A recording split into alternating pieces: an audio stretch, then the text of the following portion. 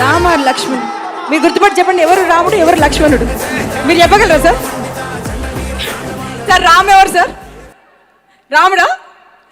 ఇలా గుర్తుపట్టారు సార్, ఇన్ని సినిమాల జర్నీ అంటారా? ఓకే, బట్ లక్ష్మణుడు ఎక్కువ మాట్లాడతాడు, రాముడు తక్కువ మాట్లాడతాడు.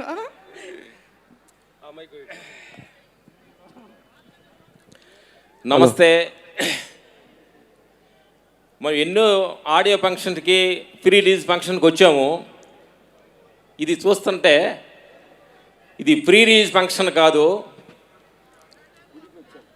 మనందరం కలిసి ఒక గుడికి వచ్చినట్టుగా ఫీలింగ్ అనిపిస్తుంది.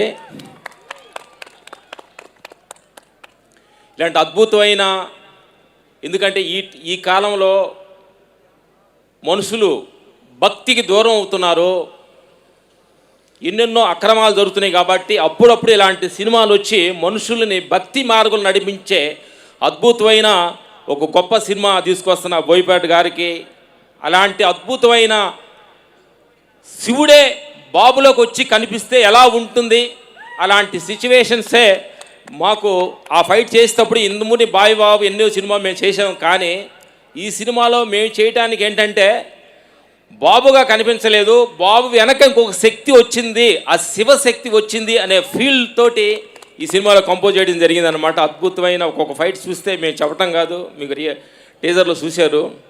ఇలాంటి సినిమా చూసి 2 గంటలు సినిమాగా కాదు, ఇది ఒక గుడికి వచ్చి అలా ఫీల్ అయిపోయినట్టుగా ఉంటుంది ఈ సినిమా.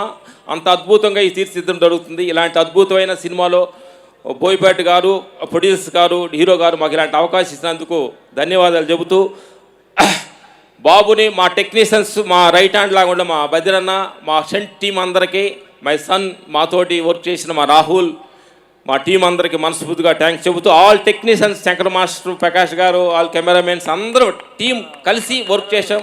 కెమెరామెన్ రామ్ ప్రసాద్ అన్న గారు, తమ్మన్న గారు, ఇలాంటి అద్భుతమైన ఈ సినిమాలో మేము టెక్నీషియన్గా వర్క్ చేయటం మాకు ఆనందం అనిపిస్తుంది.